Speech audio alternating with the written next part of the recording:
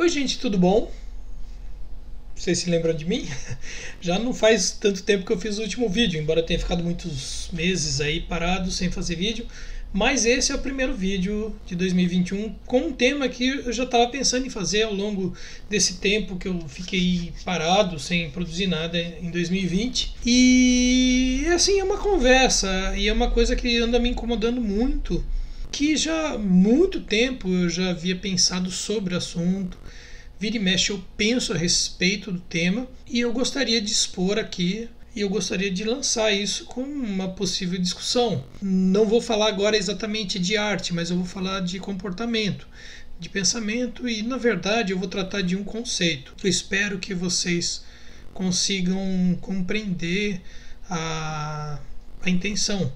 Porque eu vou falar de uma coisa chamada culpa. Por quê? Porque é algo que está muito presente na nossa sociedade, está muito presente na vida das pessoas, muito mais do que as pessoas conseguem admitir e conseguem perceber.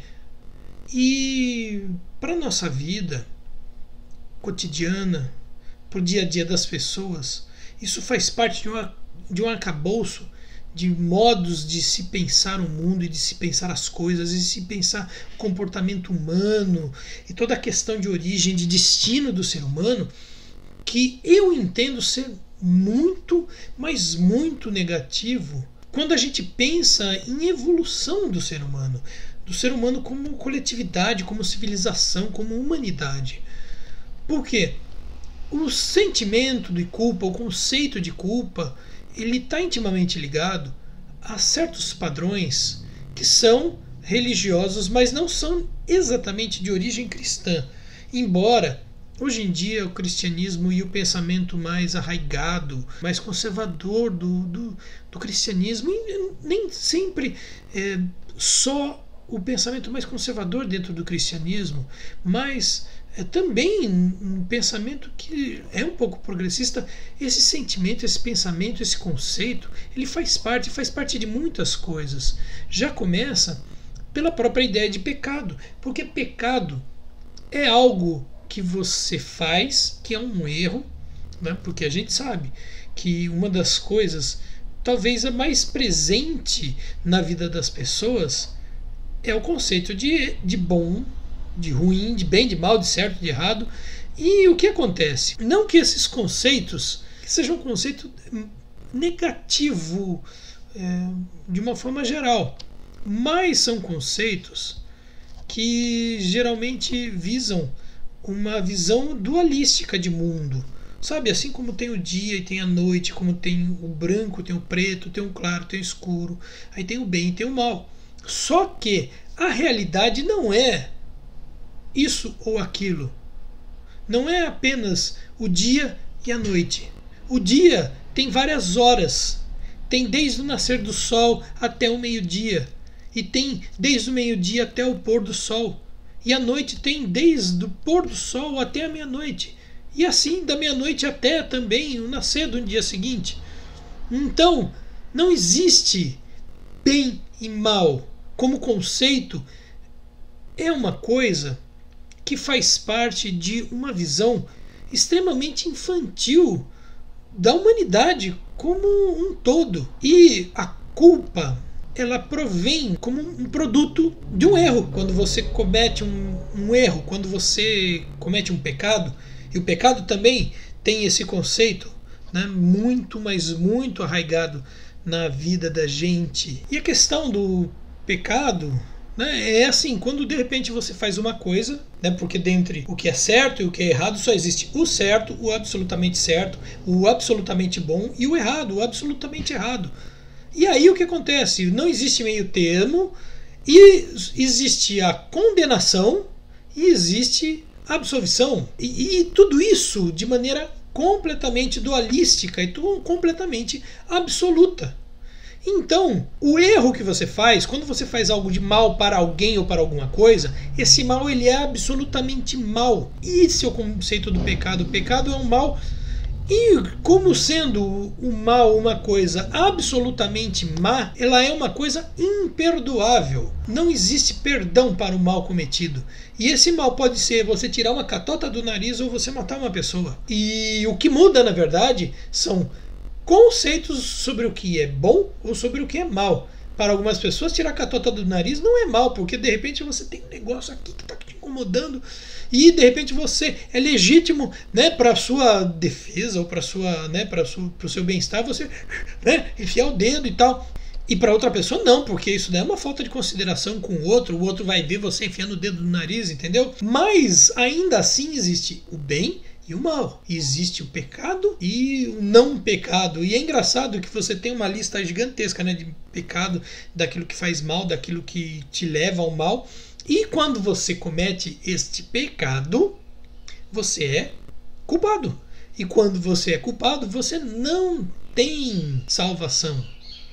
E aí, lógico, algumas doutrinas religiosas, elas vêm com um hack, né? Você tem um hack no sistema, que você tem a passagem milagrosa, miraculosa para a salvação. É que você aceita, você entra dentro de uma doutrina religiosa, de uma religião, você aceita um Salvador, e isso apaga todo o seu pecado. Então veja só como uma coisa interessante. Existe o bem absoluto, existe o mal absoluto. E o que acontece? Esse bem absoluto é assim, ele é um caminho que você trilha e que se você andar um pouquinho para cá, um pouquinho para lá, você já está perdido. Então, invariavelmente, você está perdido. Você vai para o inferno. Quem está perdido vai para o inferno. Você é culpado. E você é mal, entendeu? E aí o que acontece? Existe uma saída para isso? Bom, a saída é você fazer parte de alguma congregação, de alguma igreja, aceitar algum salvador. E o curioso é que a tua salvação, e é uma salvação também absoluta, como existe só isso e só isso, ela é absoluta, ela independe de tudo aquilo que você tenha feito e tudo aquilo que você irá fazer. Basta que você faça tal coisa. Basta que você acredite em Deus, em Jesus, em Buda, em Alá, em sei lá o que. Basta que você faça parte dessa ou daquela igreja, ou daquela congregação, daquele ou da, sabe? Que você de repente cumpra com algumas obrigações, e essas obrigações podem ser desde você fazer uma oferenda, desde você fazer algumas coisas, até mesmo fazer a caridade, né? Porque muita gente faz a caridade, que isso também é importante, e às vezes a gente acha que não, isso é diferente, tem uma certa evolução na pessoa, mas tem muita gente que a caridade é uma moeda de troca. Você na verdade pisa na bola com um monte de coisa, você é uma pessoa que é ruim, só que tem o lado que te compensa, que é você fazer caridade. Então você ajuda, dá uma cesta básica, enfim, faz alguma coisa de bom para alguém, e isso vai aliviar aquilo que você pisa na bola. Ou de repente você pretende pisar na bola e você já de antemão faz isso, né? Você já está ajudando alguém. Isso tem muito a ver com comportamentos humanos no dia a dia, porque tem gente que muitas vezes faz isso. Tem gente que já é interesseira. Eu conheci já pessoas que você percebe que era muito nessa base da troca, que a pessoa de repente ela pisava na bola, você pisava na bola, humilhava os outros, não tinha consideração por ninguém, e aí de repente um belo dia chegava, era hiper simpático, olá, bom dia, tudo bem, e aí passava 15 minutos a pessoa te pedia uma coisa, ou então a pessoa do nada ela começava a te tratar bem, e aí você já ficava esperto, falava assim, não, vai vir alguma coisa daí, e aí um tempo depois a pessoa vinha te pedir algum favor. Ou seja, tratar bem ou fazer o bem é uma forma de você compensar algo que você vai querer tirar daquela pessoa. E essa relação é uma relação infantil. Essa relação é uma forma de você se relacionar com as coisas e com as pessoas que não condiz com o ser desenvolvido, com o ser racional. O ser racional, ele enxerga as coisas na sua totalidade, ele enxerga a natureza na sua totalidade, então ele não vai agredir o meio ambiente, porque ele entende o meio ambiente como um ciclo de vida que se renova e que você depende da boa saúde desse ciclo de vida como um todo, e você respeita ele, você segue ele porque você entende que você está no meio desse meio ambiente e todas as pessoas que você ama, seus filhos, seus netos, as suas próximas gerações, eles vão precisar disso. Isso é um exemplo. Você, de repente, respeita as regras civilizatórias, as leis, as instituições, porque você faz parte disso. E existem pessoas à sua volta que também fazem parte disso e dependem disso. Então você preza por aquilo ali como um princípio que é bom para todos. Então, você tendo a consciência de que certas coisas ou que esses sistemas eles são benéficos para todos, e você faz parte desse todos, e as pessoas que você ama fazem parte desse todos, a tua família, teus amigos e tudo mais, então você preza por aquilo e você cuida daquilo e você defende aquilo. Ou, se você entende que o sistema não é bom, que o sistema é desumano, você então quer mudar o sistema, seja por um método revolucionário ou seja por um método reformista, mas você não é uma pessoa que você simplesmente passa por cima de tudo e todos, e a gente percebe que é muito comum no comportamento das pessoas passar por cima das instituições, das leis, das regras, pessoas que se acham, infelizmente, acima de tudo e de todos. E o que acontece é que esses elementos pode não parecer, mas eles estão intimamente ligados. Você tem uma visão de bem absoluto, ou de mal absoluto, de virtude absoluta, de pecado absoluto, de perdição absoluta e de repente de salvação absoluta, porque você cria questões em que, primeiro, para algumas pessoas não existe opção. E para ter a opção é você passar por cima de todo o sistema, porque o sistema ele não é justo. Ele realmente não é justo. Você faz com que ele não seja justo e você muitas vezes defende essa injustiça do sistema com o argumento de uma suposta perenidade. O mundo sempre foi assim e o mundo sempre vai ser assim. E não adianta você fazer nada para mudar. Na verdade, essa é uma grande de uma falácia, é uma grande de uma mentira, é uma argumentação completamente desprovida de realidade. Por quê? O mundo não foi sempre assim e sempre vai ser assim. Por quê? Se você pegar o mundo que a gente vive hoje em dia, por mais retrocesso que a gente tenha, se lembrando também que os retrocessos significa que a gente já teve avanço, ou seja, o mundo nem sempre foi assim. E mesmo assim, se a gente pegar 2021, que agora estamos começando, vamos voltar 100 anos atrás, 1921. Como era o mundo? Como as pessoas viviam? Como era a tecnologia? Como era a ciência? Como era a medicina? Como era o conforto das pessoas? Uma pessoa que ficava doente, por mais rica que ela fosse, se ela tivesse um câncer, na verdade, em 1921, a pessoa morria e ninguém nem sabia o que era câncer. Agora, se você voltar para 1821, e aí? Se uma pessoa ficasse doente, se uma pessoa tivesse malária, o que aconteceria com essa pessoa? Se essa pessoa ela tivesse uma infecção muito grave, isso em 1821, ou vamos pegar um pouco atrás, em 1721. Agora pensa, por exemplo, como é a vida de uma mulher hoje em dia, em 2021. Uma mulher ela pode trabalhar, ela tem liberdade, ela não tem toda a liberdade do mundo, ela ainda não é tratada de igual para igual, mas em 1721 era melhor do que hoje? Como as crianças viviam em 1721? Elas tinham algum direito? Como eram as infâncias? As crianças poderiam brincar, elas iam para a escola, elas tinham acesso, elas tinham direito de estudar. Como eram os adolescentes? Aliás, existia o conceito de adolescência, de juventude? Ou as pessoas eram obrigadas a trabalhar desde tenra idade? Elas eram obrigadas a trabalhar desde tenra idade. E hoje em dia, mas tem gente ainda que é obrigada a trabalhar. Mas hoje em dia, por exemplo, existe um conceito que não existia nem em 1921, e nem em 1821, e nem nos outros séculos atrás, que é o conceito de trabalho infantil. Que não só existe o conceito de trabalho infantil, mas o conceito de que não deve existir o trabalho infantil. Assim como o conceito de trabalho análogo à escravidão, também é uma coisa recente. Existia a escravidão. Por exemplo, no Brasil, foi o último país que aboliu a escravidão, foi em 1888, foi abolida a escravidão dos negros, só que o trabalho análogo à escravidão, que eu não sei se vocês sabem o que é isso, é aquele trabalho que a pessoa trabalha muito e ela ganha pouco.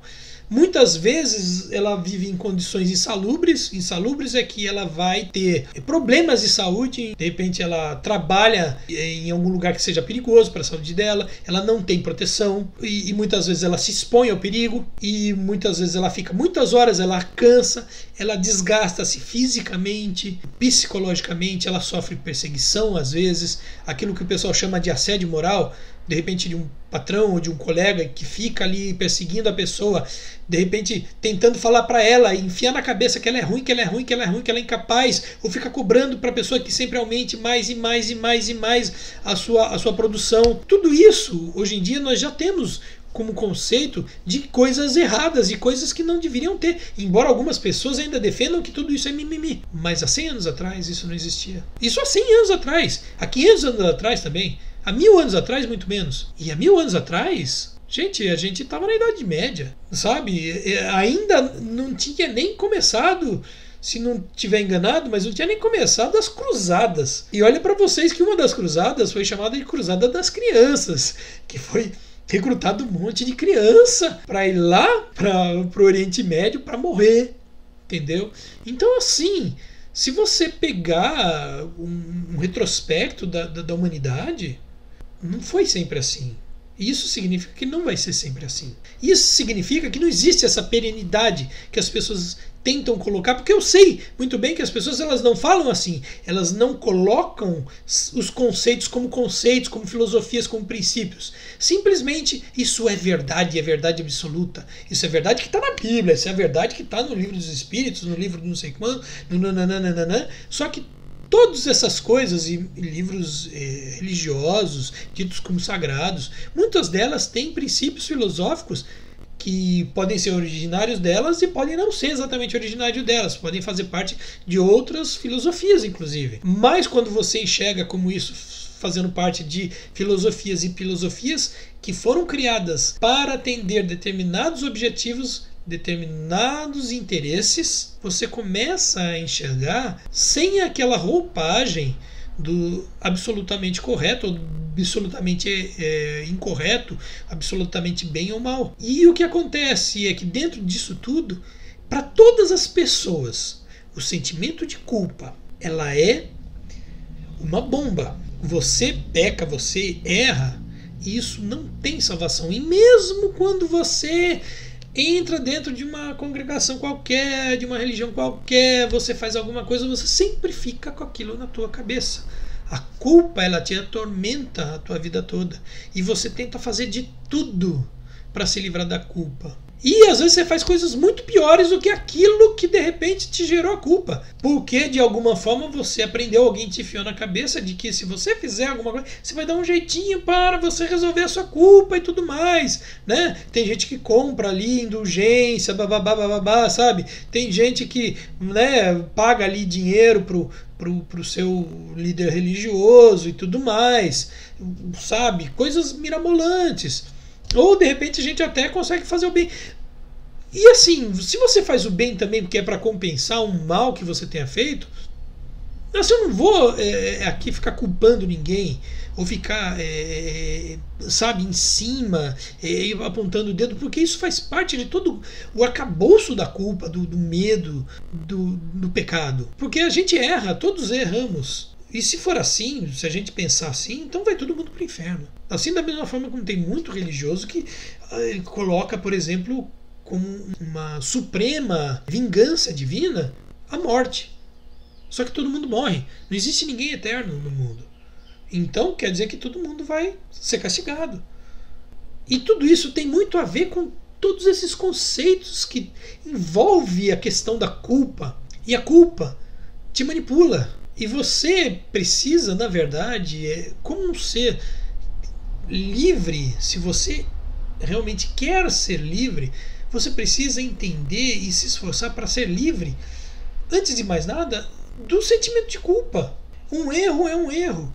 Eu sei que existem erros que são muito, mas muito prejudiciais para as pessoas. Mas a gente precisa aprender a substituir a ideia da culpa e do pecado pela ideia do erro e da responsabilidade. Eu me responsabilizo pelos erros que eu cometi, para que essa responsabilização me sirva de aprendizado para que eu me comprometa a nunca mais repetir os erros e da maneira como for possível, eu não compensar o erro cometido, mas consertar os erros cometidos para que não existam mais consequências negativas oriundas daquele erro que você cometeu. E é isso que eu gostaria que as pessoas começassem a pensar, começassem a levar em consideração. E esse é o conteúdo desse vídeo. Eu espero que vocês gostem, espero que vocês curtam. E eu espero que vocês se mantenham por aqui, né? Deem seu joinha.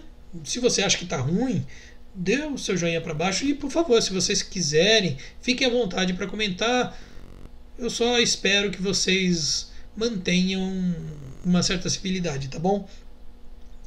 Eu sei que às vezes é difícil, mas assim, eu acredito que eu não estou pegando no pé, não estou sendo cruel com ninguém, tá bom?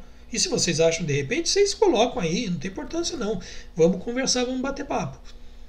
E sigam aqui o meu canal. Se vocês acharem que é uma coisa legal que dá para fazer, curta aqui o meu canal, né? Curtam aqui, né? Se inscreva, né? Aperta aqui o badala, o sininho, para você poder receber as notificações quando tiver coisa nova. Eu espero em breve conseguir produzir mais coisa.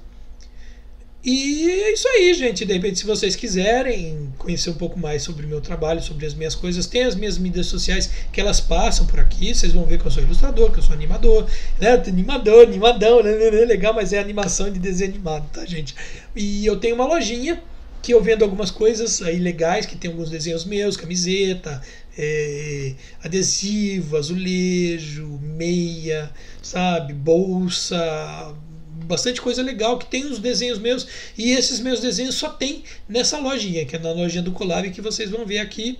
Vocês vão ver que eu também tenho aqui um projeto infantil de educação, que é o desenvolvimento agora de uma história em quadrinho, que ela é pedagógica, ela está agora com uma aprovação como uma iniciação científica, e ela tem uma campanha no Apoia-se. São muito poucas pessoas que estão me ajudando, né? E eu coloco essa ajuda como um complemento de renda, porque assim não é nem renda. A minha iniciação científica, ela tem uma bolsa que é de R$400 por mês, que essa bolsa, na verdade, é para me garantir que eu, enquanto estiver fazendo a iniciação científica, eu não precise ficar trabalhando. Só que 400 conto não dá, na verdade, para nada. Então, assim, de repente, se vocês puderem me ajudar, as pessoas que entrem aí no projeto do Apoia-se, leiam, vejam o que vocês acham, se vocês tiverem condições, se vocês quiserem, pode ajudar uma vez, pode ajudar de repente todo mês, se acharem legal, pode dar a partir de R$1, gente, não precisa dar, porque é aquela coisa, né? Aliás, não tinha colocado a opção de dar R$10, porque a orientação dos administradores lá do Apoia-se disse que eu tinha um número limitado de sugestões de apoio. E não cabia, de repente eu queria colocar 1, 5, 10, né, 20, 50, 100, blá, e ia ter muitas opções. Então eu coloquei 5 e R$50. Assim como eu coloquei R$1, depois eu coloquei R$100. E não coloquei R$10. Mas R$50 pesa muito para mim. Tudo bem, quer ajudar com R$5? Pode, eu não vou ficar bravo. Eu não vou achar que você é pão duro. Se você quiser ajudar com R$1, não tem importância. Cada um ajuda como pode. O que seria muito importante para vocês é vocês entrarem na página do Apoia-se, verem qual é a proposta. E assim, veja as minhas coisas, vê aí minhas redes sociais. E de repente a gente se vê, né, nos próximos vídeos. Bye, bye.